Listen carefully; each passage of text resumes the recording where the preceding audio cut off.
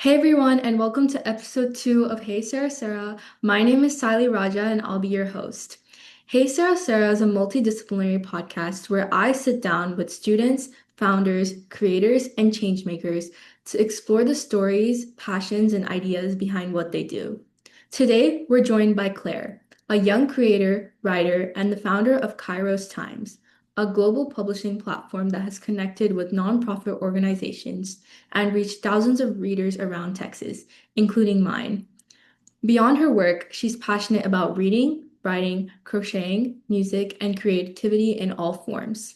Today, we'll be talking about her journey as a founder, the role creativity plays in her life, and the lessons she's learned while building something meaningful at such a young age.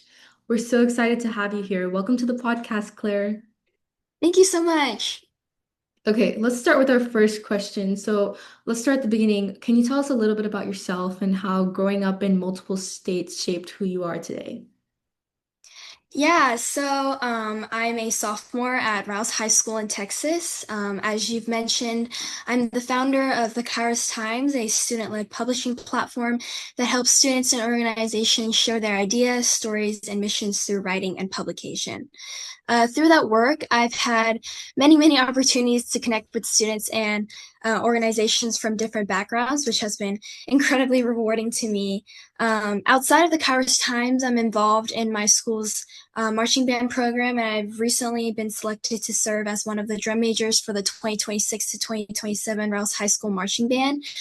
Music has taught me a lot about leadership, teamwork, and discipline, and those lessons have carried over into many areas of my life. When I'm not working on these things, you'll usually, again, find me reading, writing, crocheting, or starting some new project that I thought was going to be a good idea at that time. I love learning from people and hearing different perspectives, which is probably part of why I enjoy both publishing and leadership so much. I'm California born, and I grew up most of my childhood in New Jersey and moved to Texas during elementary school. And from what I can tell you, the culture in the North and the South are very different. In the North, it's kind of fast paced. The work ethic there is pretty moving forward. And if you've heard the term that New Yorkers are kind of rude, yeah, I can agree with that. In the South, it's pretty laid back, a little chill. So I think definitely my work ethic is fast moving, northern like. But my personality wise, it's been pretty southern. So yeah. Congratulations on your new position on the Yes. student band. And I'm also from California. So what part of California are you from? I'm from Irvine, California. Yeah. Okay, cool, cool. Fellow Californian here. Yes, that's Okay, right. California's. next question is, so you've described yourself as a very creative person, right? So has reading, writing, music, and crocheting always been a big part of your life? Yeah, so it's always been a really big part of my life. I think part of it is because it kind of runs in my family. My mom's, she used to work as a fashion director. She still does, but it's kind of more laid back. And she's been through many different creative paths, and I think I've kind of caught up on that and taken some ideas from her. So I love doing it. It's a big part of my life. It's really fun. Okay, great. And so let's come to Kairos Time. So where did the idea come from and what inspired you to start this publishing platform? Yeah, so the Kairos Times actually started off because I had a huge problem with my ELA class. My teachers they asked me to write all these essays, and my entire class, all these essays, just for them to read it once and then just put in the back of a Google Drive. And I was like, man, this is like really disappointing because I'm reading my friends' essays and my other friends' articles, and they're really good and their talent deserves to be shared to the world. And, all these written work doesn't need to be just shoved in the back of a Google Drive. So I was like, how can I make this so that people can publish their work? And um, within that time, I also, you know, back then I was a freshman, so there was a lot of people around me who were starting nonprofit organizations, and they were just kickstarting it, and I wanted to do something similar, but then I was like, since everyone's doing it, I should probably do something different. And so all these nonprofits are around, why should I leave them when they're just starting? So I was like, how can I benefit them and myself? And that's when I thought, like, I should kickstart this publishing platform where they can share their ideas and their audience can come to me and also benefit them and share their work. So that's kind of how the idea started. Wow, I think that's really great because I have like my own project, and I think when you first start off, it's really hard to get that like Right. reach that you need. And so like having someone that's able to like promote you is kind of what we do here, but like I really like that concept. So that's really cool. And I've always been curious about this. So how'd you come up with the name? It's like really unique. Yeah, so there's been a lot of time put into this name, but basically, the opposite of Kairos. Kairos is a Greek root, by the way, and the opposite of Kairos is Chronos, which is basically the Greek root for chronological order.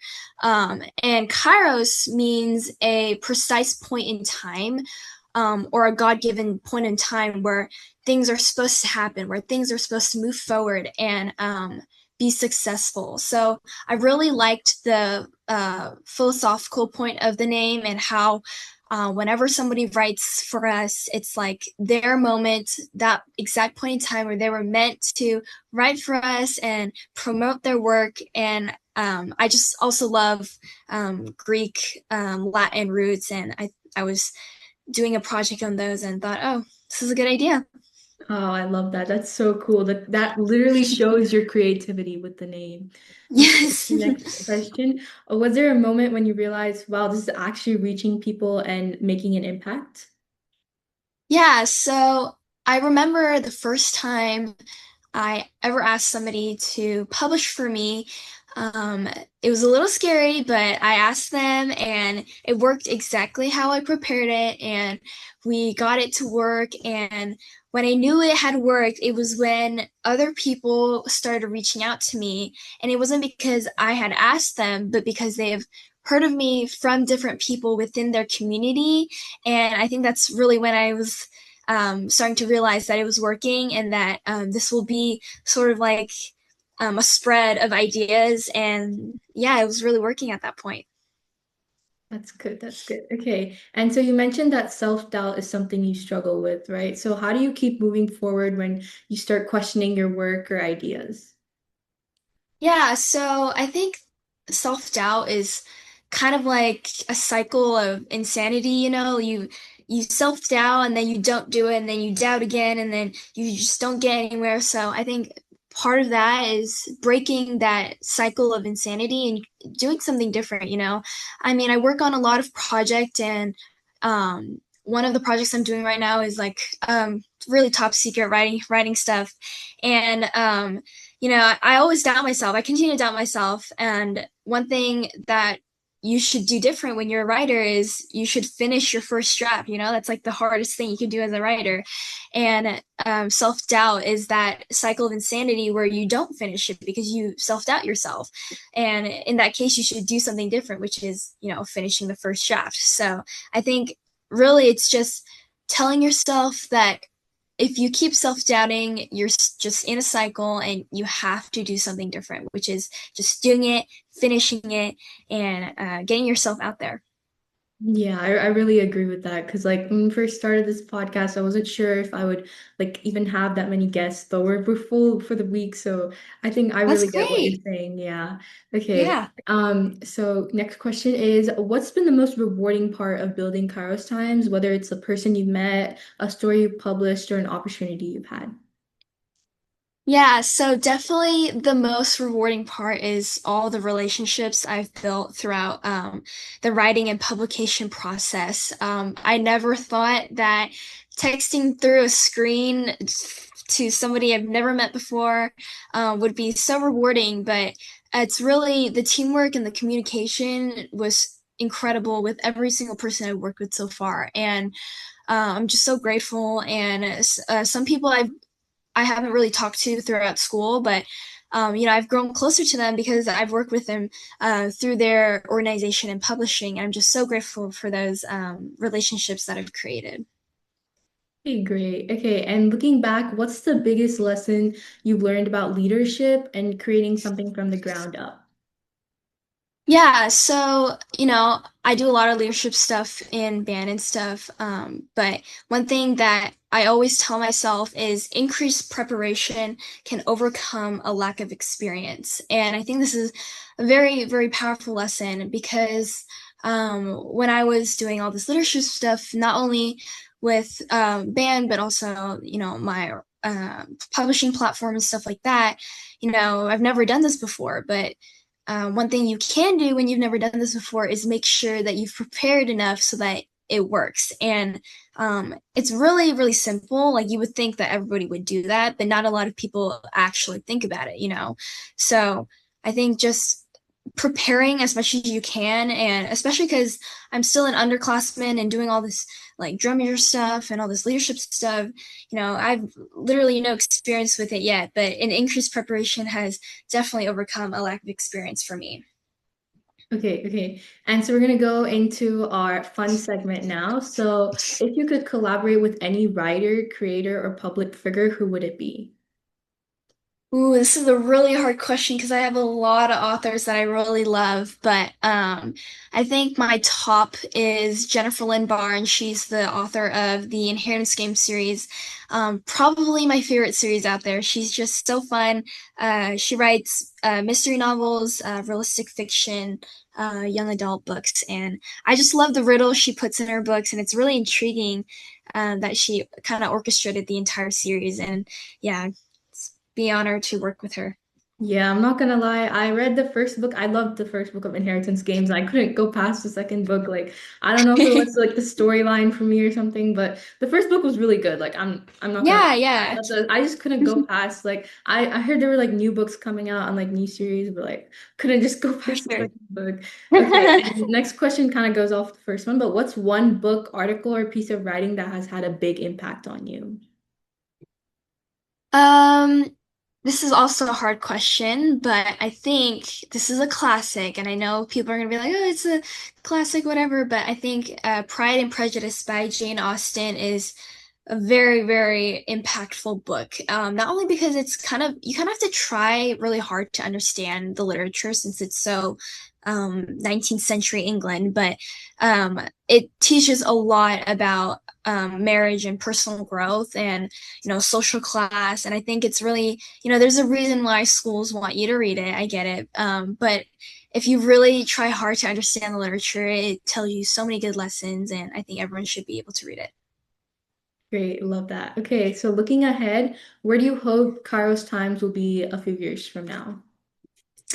Yeah, I hope that this publishing platform can go worldwide someday. I can see it working in my head, but hopefully in a couple years, maybe I can reach out to people from across overseas and get them to write for me, and maybe in different languages. That'd be good. I'm all for different languages and hearing people's story from the other side of the world and how cultures are different over there and stuff like that. And I think it'll be really fun. But maybe in a couple years, maybe that will happen. And the Kairos Times is in two languages, right? Is that what I saw? In Spanish? um, it used to be, I think it still is, but we're still working on developing that part because I know the translation part can be a little iffy. But yeah, we're still working on that. That's great. That's great. Okay, final question. So, if there's a young person listening who has an idea but is afraid to put it out into the world, what would you tell them?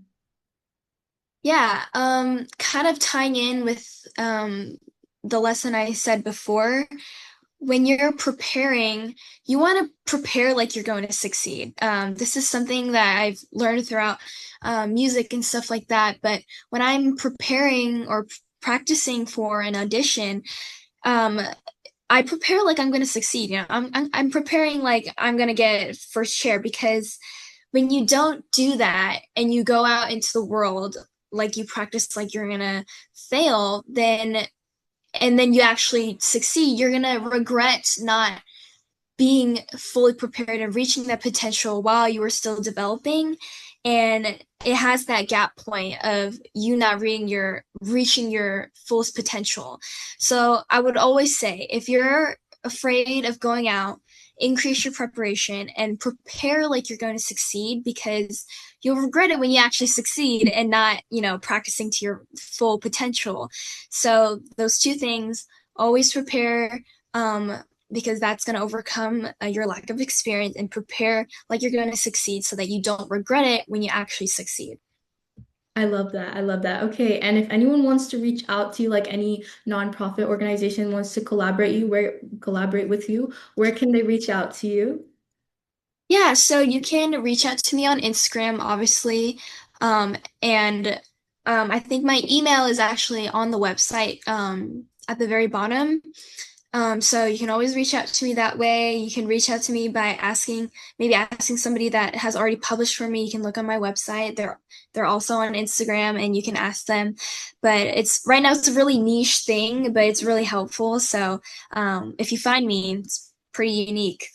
Okay, but we'll still put it up for the viewers just in case they want to reach out to you. Okay, Yes, of so thank course. you so much for joining us today and sharing your story. It's been a pleasure learning about your journey at the Kairos Times and your passions and the work you're doing to make a difference. And to everyone listening, thank you for tuning in. We'll see you in the next episode. Thank you so much.